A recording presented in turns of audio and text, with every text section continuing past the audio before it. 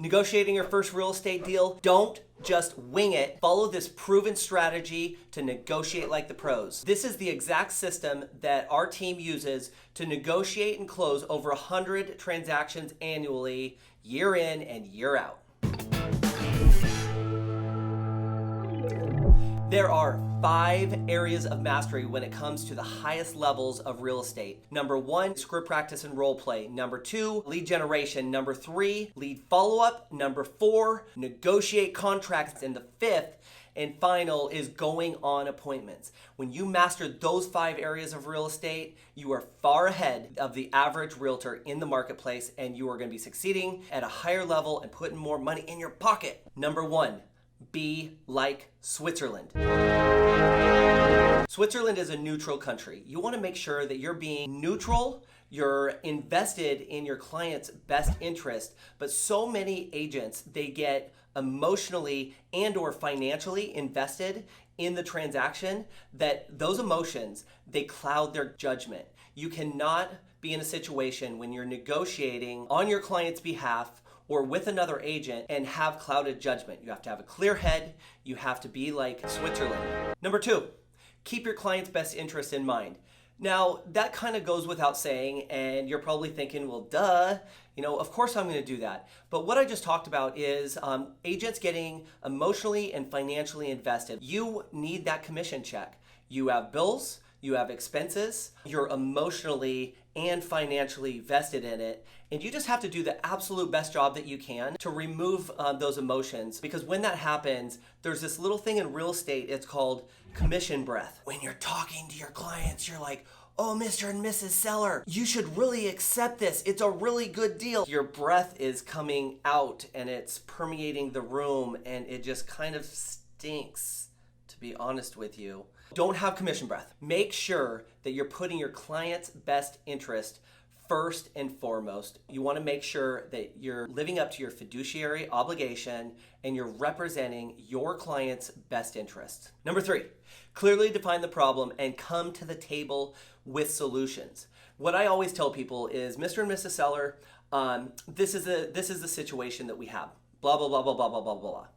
These are the solutions that I see based on my experience in the past 19, 20 years of practicing real estate. These are the solutions that I see. I always let people know that they may not like any of the solutions that I have, and that is absolutely going to happen.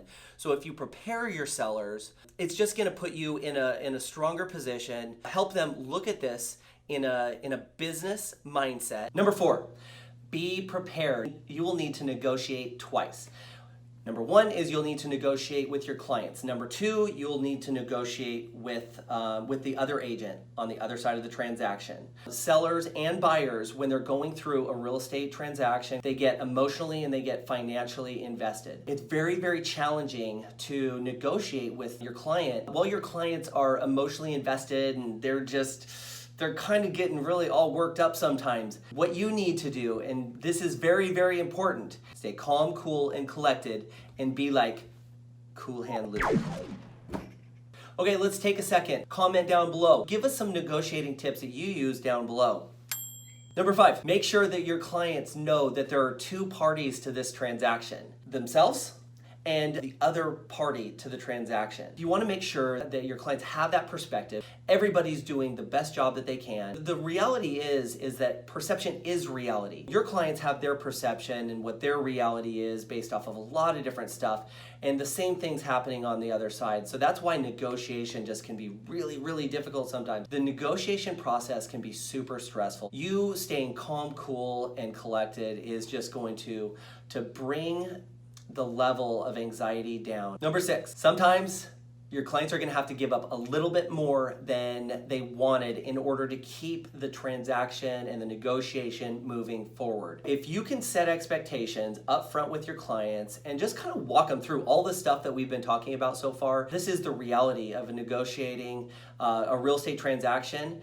Are there multiple offers in the transaction? Did you get a full price offer? Did you get an over asking price offer? There are just so many things that could come into play, but at the end of the day, your client may have to go push a little bit further and do a little bit more. So it's your job to set those expectations, and the more you can set expectations in the beginning before you even go down this road, the more you're going to be able to lean on that when you're having these harder conversations. It's going to make your life a lot easier. Bottom line. 7, do whatever you can to find a win-win for all parties. In order to successfully negotiate, you need to find a win on the buyer side of the transaction. You need to find a win on the seller side of the transaction. That way, moving forward, everybody is feeling good about where they're at in the transaction. Is going to increase the likelihood that you're going to get one step closer to closing the transaction. This business isn't all about money, but at the end of the day, I've got 3 kids at home. I'm supporting my family by practicing real estate. Also, the feeling of getting your clients into the home of their dreams and getting a hug, there's not a better feeling. Finally, we've come to the end, the last point. I know you're disappointed, as am I. I want this video to go on forever. Maybe not. Stay neutral. We've talked about this, but I'm going to wrap with this. Stay neutral, and it's your job to provide your clients with the information that they need to make an educated decision on absolutely what is best. You want to stay neutral. You want to stay calm. You want to stay cool, collected. Provide them with the information. You're going to be able to successfully negotiate like the pros and continue to move transactions forward one step at a time. Now you know exactly what you need to do to negotiate like the pros, keep those transactions moving one step closer to #the closing table. If you like this video, please let me know by liking the video down below.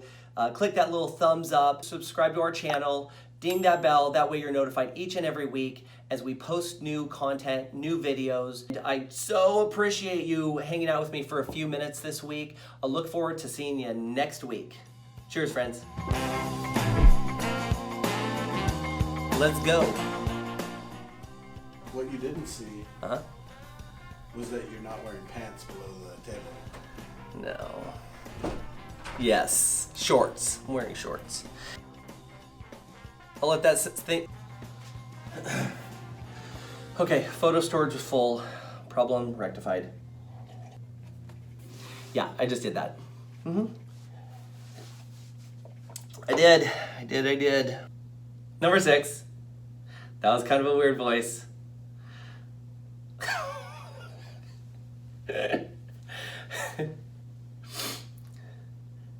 Number 6. I forgot what I was gonna do because I was laughing too hard. Okay, sometimes.